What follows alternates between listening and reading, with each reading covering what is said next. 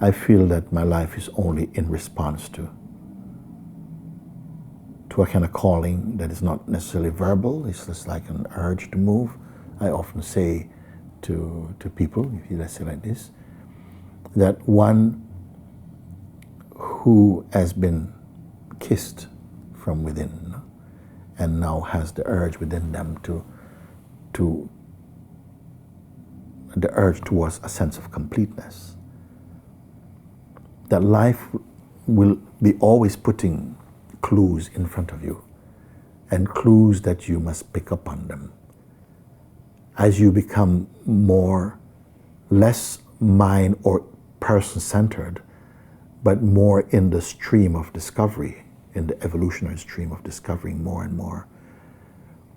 A movement from yourself being a thing to experience the formless, the immeasurable, the indestructible, imperishable, unborn awareness is, you may say, the evolution of consciousness in its human portrayal. And so, what has happened, I would say, is I call people to as you become less personal, so that the consciousness is not just localized in the form of a person only, but it's becoming more open. You're able to sense those, what I call clues. And as you become sensitized to recognizing the clues, the more the intuitive functioning of consciousness coming in more and more, your powers of discernment is getting more acute, more like this.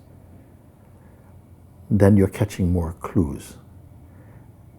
And your spiritual life, if you want to call it, the sense of being, is ripening or maturing in some way.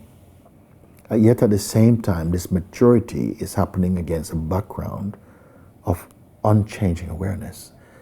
It's a strange thing to understand, but it's the most natural thing to experience. That in the dynamic aspect of our portrayal as the manifest consciousness, things are changing, but they're becoming more refined, more beautiful, less wasteful, more kind, more open, more loving, more peaceful, less selfish, more universal in its, like this, we see.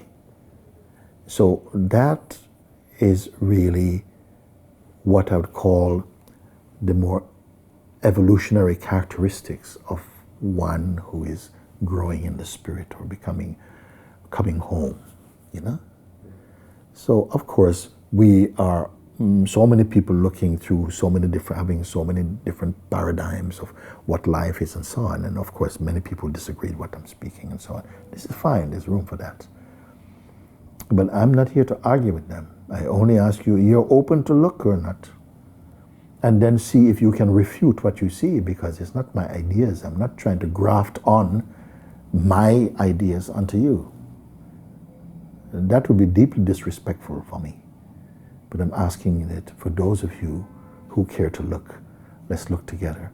But the seeing and the experiencing is all your own.